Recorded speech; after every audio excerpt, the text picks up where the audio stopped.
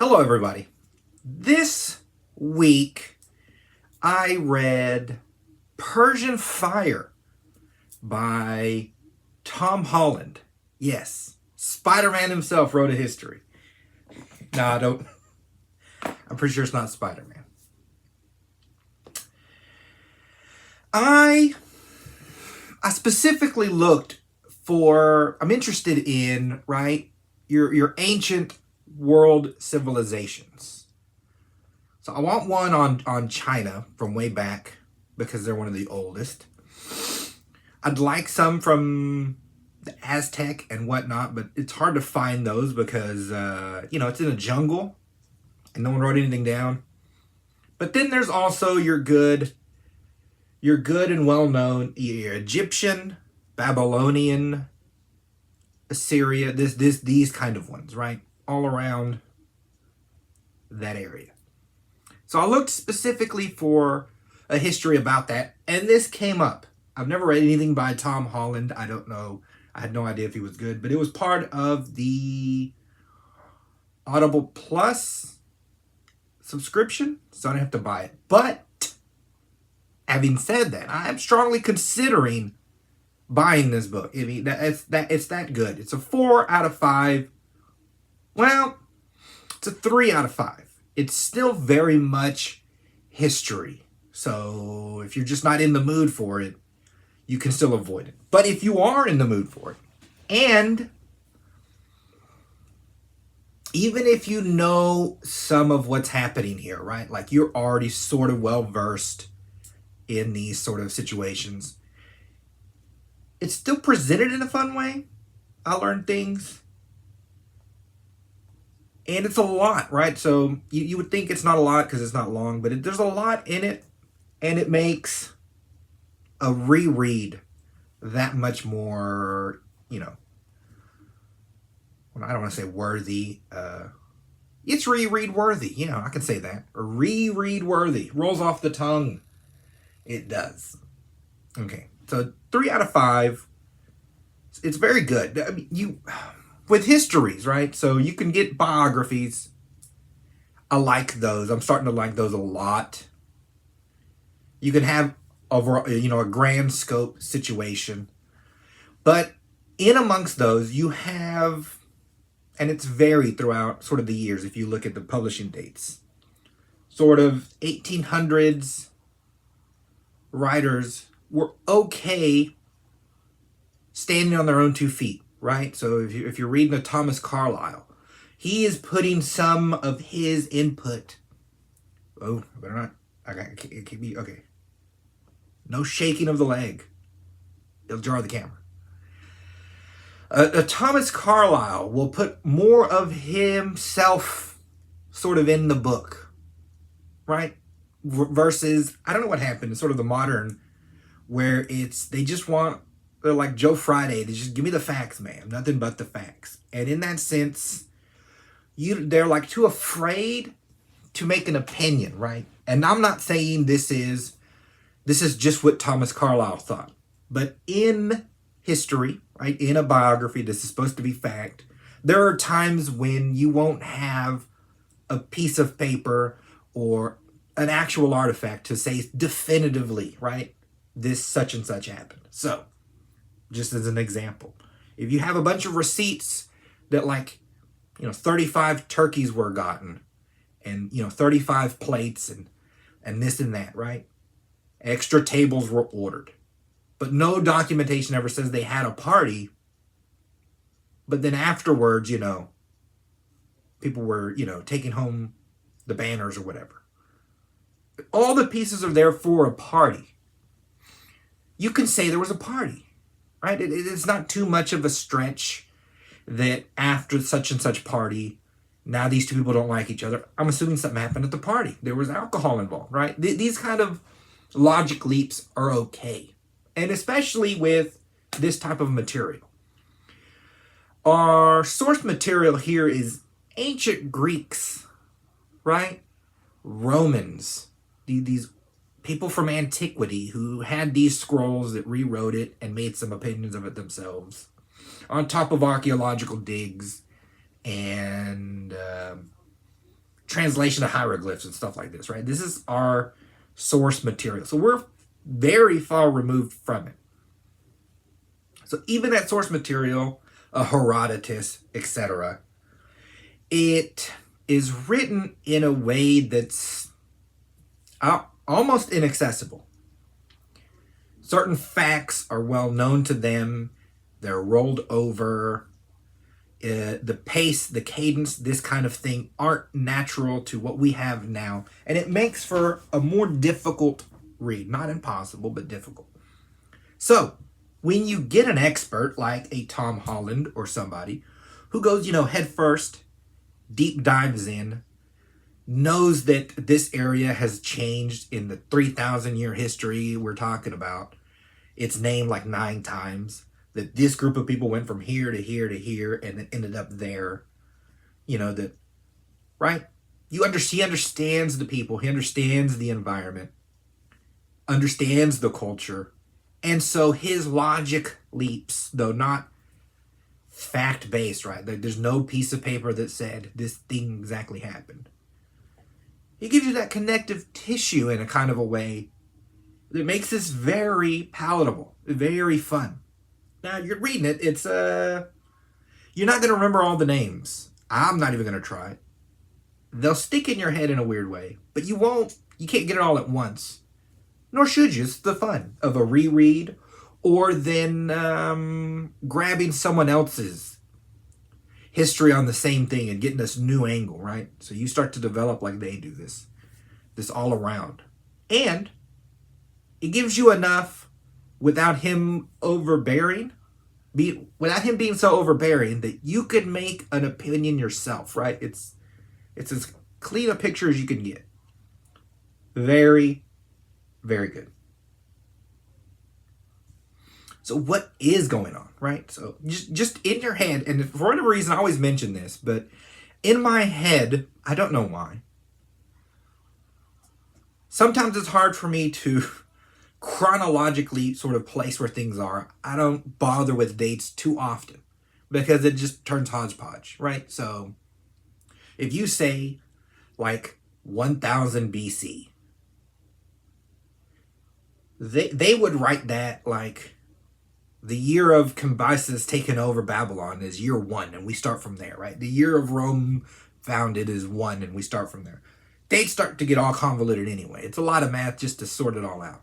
So I just blank on it, right? I'm like, not putting the effort in yet. That'll come later if it comes. I really lean on the authors in this sense. So you don't have to worry. There are not a lot of dates. He knows what he's doing. But it feels, right? So all of this happened. Everything in this book happened before Alexander the Great. Just to chuck it way back in your mind, right? It's way back in history, which is fun to me. And it feels, because of the way he presents it, very almost modern, right? So if a Cambyses comes in and takes over Babylon, it's not just, right, like we're fighting with spears. He starts to talk about the difficulty in dealing with the banking nobility that was a power base within Babylon. And I'm like, that's nuance that I don't get in a lot of places. But it's purposeful, right? It's giving me culture. It humanizes them. They're not just this amorphous thing in history. They're not just a date to remember, right?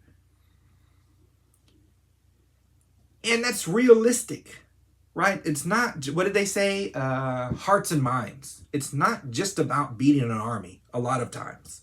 A lot of times it is this aftermath that you can sink in or thrive with. So that's his style. We start way, way back before Assyria is even a country. He talks about I'm going to get these names wrong, probably. The Zagorast Mountains. That's where they're from. There's this mountainous area. I'll probably put a map up at some point. I think it's like to the right, on the right side of the Mediterranean Sea, I think. I want to say. I'm not exactly sure. Obviously, with any history, a map helps. I wonder if the printed version has maps, but I had the audio, so I don't know. But I didn't pull up a map this time. Like, next time I read it, I might pull up a map just to have more fun reading it. But you don't need it. You just need to know that it's a mountainous area and that the Hordasan Highway runs right through it. And this is what's fun. They eat. Like when we're talking about the founding of Syria or the founding of Athens, these people go back in history and claim to like know that it was founded like when this man had a kid with the gods and that person founded this city, and like so their history like goes back, wants to scratch at the very beginning. It's very cool. So for them to say that there's this highway that can make its way through these mountains, and that all amongst these mountains are these various tribes, that there's this one road between Mesopotamia here and this other area there that becomes the focal point, and that they're not exactly sure who built this road, that it's always been, even for them. I'm like, that's an extremely old road. In any case, the Assyrians get domination on this. This is where they come from. They're a mountainous people. They fought a lot, and it turned into, in their mind, sort of supremacy of this road through bloodshed, essentially, right? So it's a lot of vicious fighting, and then they eventually sort of just locked it down. And from there, right, more happens. This area, this whole area, from Assyria, Babylon, Egypt, big into slavery. A lot of it's built on slavery. Even Athens. Athens and Sparta, which come into play, big into slavery. I mean, whole populations would move from one area, get transplanted to another area.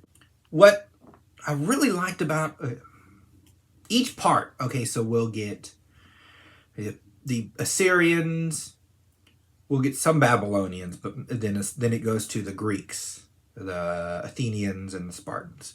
He gives us great root material for these people. And what I didn't know is the sort of religious aspect of our Assyrians. As bloody as they get, they do have this backdrop, the sun worship. That it has an effect on how they interact and how it. So you get, who is it? You get Cyrus the Great, and he founds the Persian Empire. I mean empire because he took over basically everything. I think he even took over Babylon. What he would do, I believe he might be in the Bible. I think they mentioned the Judeans, the Jews, right? They got snatched up along with him. Kind of wild. For those who are interested. I mention it because it can pin history in my head in a kind of a way. Side note. So he took over everything, but he had a thing where he would leave your sort of setup the way it is. So he's not trying to upend the apple cart, right? So if there's a king there, he can stay king. It's just, I'm above that, right? That kind of style where he's not imposing his religion everywhere. He dies eventually, I think. He invades some country, I forget which one. The lady cuts off his head, if I remember right. No, that might have been his son. In any case, he dies. Fondly remembered. And I mention that because there's two sides to it, right? These people are horribly brutal. Like viciously brutal. You'll hear of people like beheaded on the spot. Like if he gets mad, he'll cut your head off. One of them, which one of these guys did it? It might have been Cambyses, his son. Somebody gets mad at a traitor. And he kills the traitor's kid, cooks him, and then feeds the meat to the guy. and then later tells him you ate, your own dead son as punishment. There's one where there'll be an uprising. They'll send the army and kill everyone. And then the former king, they'll skin and then place his skin on the throne and then present it to the new king. Like, you're king of this area. There's your throne. And that's all they'll say. Like, message received. Dude's skin's right there. I'm not going to challenge Cyrus the Great, right? So the fact that he's remembered fondly, the fact that he could be this dichotomy of things, right? Just horribly vicious, but then also understanding and forgiving and not, what do I want to say? Not so egotistical that he can't make room for other forms of thought. It's kind of crazy to have in just sort of one person. In any case, he has 2 kids. Well, like 5 kids, but 2 were sons and a bunch were daughters. Cambyses and Bardia. Now, you are like, if you know a lot of history, that always sort of ends badly when you try and split the kingdom between sons. But it seemed to go well. Bardia has sort of the richer, more traditional areas. Cambyses has the overall throne, the overall power. Cambyses kind of went crazy, though, right? That's what they say. So at some point, Darius comes. He grows. This is myths all around him, right? He grows. Cambyses dies, and series of events. He ends up, him and other co-conspirators, I think 9 of them, end up killing Bardia. And you're like, that's a problem. And then the way they say it is that it wasn't Bardia. That Bardia had already been killed. An imposter was in his place. And this imposter was a magi, necromancer, kind of wizard type. Magical elements, right? They believed in this sort of thing. But here's where that adding of religion really colors a lot for me. Because he says that the Assyrian, these people were taught 3 main things. He says you need to learn to ride a horse. You need to learn to fire a bow. And you need to tell the truth. And it struck me. I'm like, truth telling, right? Again, why this odd moral wrinkle in a group of people who are fine skinning other people alive, right? How does this happen? Is their religion. They had, again, Azura Mazda, I think. I believe it's the sun god. That's their god. The sun is light. What comes with light is the darkness, right? What do they say? A campfire has light, but even a campfire, there's a column of black smoke. That's how they understood their world. There's light and there's dark. And in people, that's truth, the light of truth, or the shadow realm of lies and everything that comes with that. And this is the spring well of all of sort of their movements. That's what motivates. It's how they align. It's their compass, right? So then you see, because I always wondered about this, because I knew this story. But then you start to understand why, when he said there was an imposter. So you have an imposter who was almost king of the biggest empire on earth. And he was this evil wizard type. Who would have ever caught him? How, Darius saved us not just from a bad king, but from all the evil that would have come with a dark one being in such a position of power, right? It's a very cool understanding now of what happened over here. The story was that one of the wives of, what's his name? Bardia. Because the wizard, the evil magi, was apparently able to disguise his look to look exactly like him. Problem was he had got his ears chopped off at some point. And for whatever reason, he couldn't fix those. And when she moved his hair, she saw that he didn't have ears and knew that it was a fake. And then Darius comes in, saves the day. Right? So you're like, again, though, it sounds weird to me or us in the modern age. But they might have thought voting was weird. Like, why would you believe in votes? And who's looking at the boxes, right? That's just understanding how they thought. Very, very cool. You then see this. I see this a lot as well. I feel like Catholics did this. The Romans did this. Napoleon did this. Darius does this. They see where they are. They're like, we're the light. We're the civilization. We have this type of a knowledge. And if this knowledge got out, the world would be a better place. And it's our job to improve the lives of all the barbarians out there. So if we just push out, and if they accept us, then that's good for them and they'll get our light. If they don't, we'll force them to, right?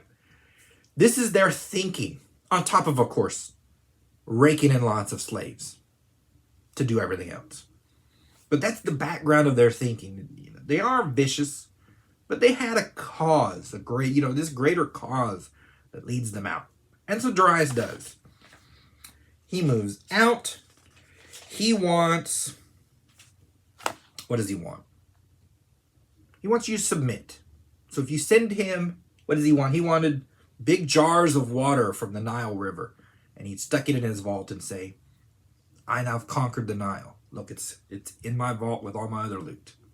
So if you send him a jar of dirt from your country and water from your country, and you say, we submit to you, then you're in, bro. And if you don't, he might send an army and kill you. Right? This is how he thought. Now, I like this point. Thinking of those bankers in Babylon, right? So just like, I want to say the city was 55 square miles of wall. It's a large, they said that it's a country unto itself. Any great metropolis sort of is. But there's two ways to look at these in history, right? Some, they become symbols of everything you hate. And then so you want it destroyed. That's your Carthage, right? The Romans hated Carthage. They just level it to the ground and it's gone. And then there's like Paris or Babylon. It's such a shining jewel that these conquerors want to come and then add it. It's the crown jewel, right? It's the centerpiece of their radiance. They just love it so much. So he didn't come and destroy everyone in Babylon. They were conquered. They submitted to him, but he likes that it's rich, that it's metropolis. It's very cosmopolitan. Again, you have so many slaves doing all the menial stuff that the people just ascend and they do higher level thinking things like banking, like these weird religions they have, politics, commerce. There's tons of commerce. You see it all through this area. They get very interconnected like we are now, where my chips will come from Taiwan, my clothes from here, this kind of thing. And it's cool to see that this was a city because, what is it? There's Egypt, which was older. And then second was Babylon, the second sort of oldest. But it's just, you go back into time before people even remember, and they remember, yeah, it's always just been there. Babylon's super old by this time. And so he didn't want to destroy it. He didn't want to crumble the walls and kill everyone. He wanted it as the crown jewel. And you get very much his perspective. There are these great things here that have been for time immemorial. And as he said, I think as Cyrus is sitting there before he dies, the Spartans roll in. Now, these are not Greek. You cross that water, they're Greek. And it's so fun to see that they don't know jack squat about you. They heard you're big time. They heard you make moves. But in their head, they're big time and they make moves. Right? I think 100 years before this, they had done the Trojan War, right? So for them, that was a great world war in their minds. But cut to these Assyrians, and they're like, bro, here's Babylon, here's Egypt. I own them. Compared to them, you've been around, what, 300 years? It's a drop in the bucket, that your backwater. So they're sitting there and they're like, these backwater people come in and they're like, don't come to Ionia. Don't mess with the Ionians. Or you'll have to answer to the Spartans. And they leave like that. Like, that should have been enough. And then he's sitting there like, who the crap are the Spartans? Right? It's what we have here, and I've seen it also with Britain when I look at a lot of British history. Rome's here. Britain is like the backwater frontier of Rome. Cut to X amount of centuries later, and now it becomes like the shining example of what everyone wants to be. So you go from backwater to the example, and then almost back again. It's fun to watch history ebb and flow like this, right? Because he's sitting there, Persia, the greatest empire on earth, and they're backwater. And in not so long a time, they become the supremacy. They're the ones, even Rome looks fondly on ancient Greece, right? You become the standard architecture, math, etc., etc. Then you just fade out and Rome takes over. But to see that at this point, there's this dichotomy, right, where they're these country bumpkins, but from their point of view, they're highfalutin. They both look at each other different. It's so fun to see that there was a moment in history where these two things are just staring at each other, and the wires just crossed weird. It's so fun for me. We then get, because of course there's going to be a clash, so we get a briefest history of, which again is still good for how brief it is, of your Greeks, your Athenians, your Spartans. What you have, of course, all through Greece is, let's just try everything we can in each city, do with their own thing. And we'll see what works. Obviously, democracy worked because Athens became the biggest. But it was between, in the end, Athens and Sparta. And you learn some crap about Spartans, and it's pretty wild. For a while, their city was seen as almost debauched, where the rich didn't care about the poor. They were in roughshod over people. You can't be, the Greeks would look and say, that's what you don't want to be. That's our example of what not to be. And it just came to a head at some point for the Spartans. And Lycurgus, I don't know how to say this guy's name at all. In any case, he came up with the idea of what they're going to do. And he made it everything is for the state. 100%. Like, so all men will be in the army. They'll be hoplites. That's what they called them. Athletic, strong.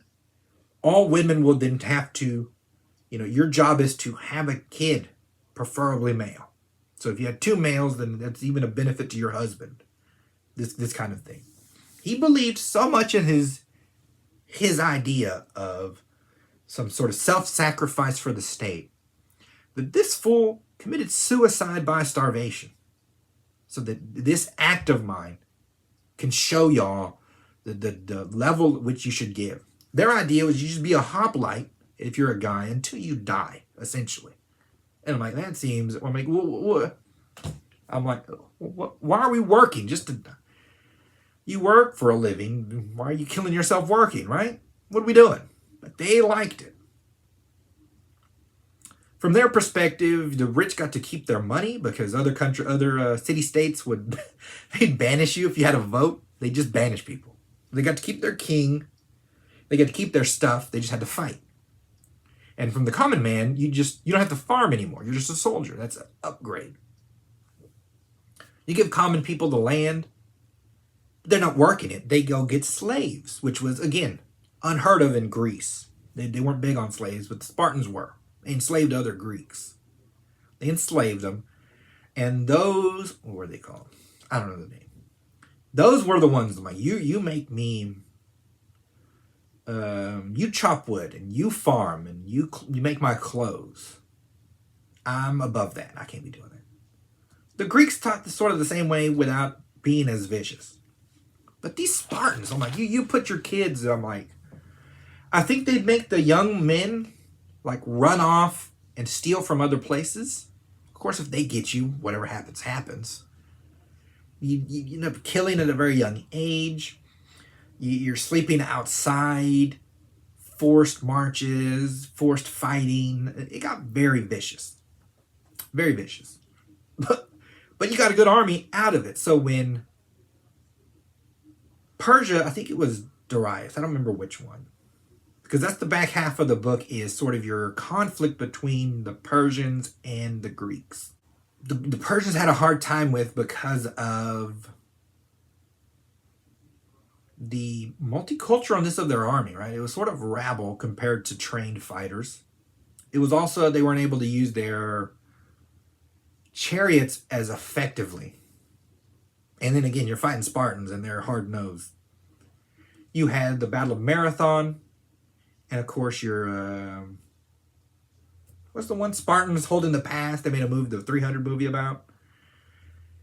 And then your naval war, which it was massive for them, but it was, again, because you see the other back half, the king's not going to burn himself out trying to take this backwater place when he still has Babylon and Egypt and Nineveh and all these other great cities, Susa, all these other great cities that he owns. He'll just expand other ways and deal with that in a different way. I didn't know this either because he has such a large country. But I think they did this in Europe as well, on what I think. You could have post horses, right? Which is you have a horse from here to here, and he's going to make the run, and you swap and get another runner. On top of that, they at certain spots would use like the signal fires of Gondor. They put fires on top of hills, and use smoke sort of signals to get a message across. And on top of this, he would add in some spots, because these Persians were very proud of their lungs and how loud they could yell. But I think it was more the echo of certain mountainous areas. If you put persons on the right peaks, and I've seen this in a spot where like you could say one thing and the sound travels and they hear it. It's a great distance. So acoustically it can happen. But they'd sit on like a hill and like yell out a message, right?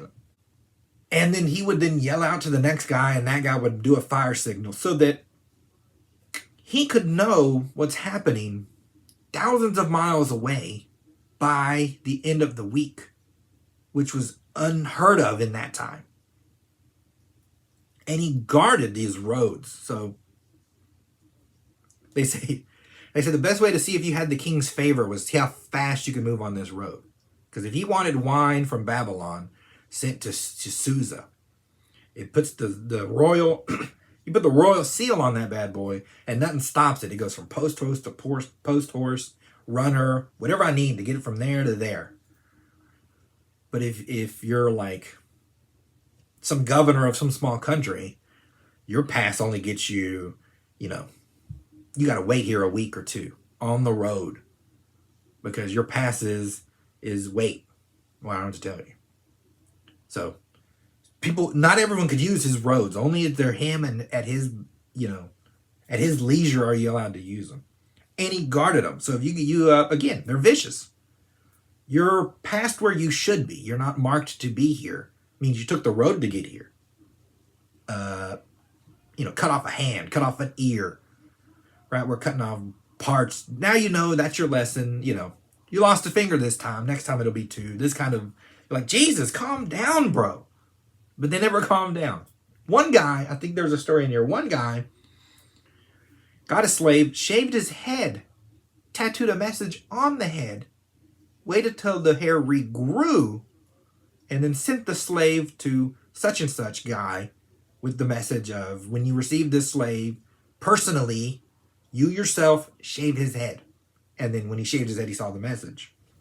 Whatever that message was. Whatever insurrection or crap they were trying to pull. But just that's how secretive and how stranglehold he had on his road. I thought that was very cool.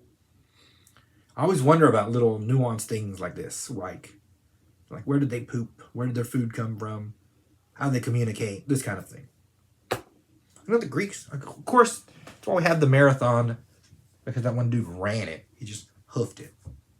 Not ideal. He did die. But he got the message across. In any case, That's the back half of the war is really in depth on your Greeks, the war between them, how they won it, how it was engaged in, even, right? So your I think it's Darius, your king of kings, that's what he called himself, rolled with the most wicked entourage you can imagine. I think they said on top of his army, which is huge, they're eating whatever they're eating, he had water specifically jarred in place at us, whatever, and hauled also so that he could drink the proper water from wherever he liked, as opposed to whatever rabbles here, right? Also, another side note, which makes sense now that I think about it. You always hear about like the hanging gardens of Babylon, this and that, where like the area is dry, right?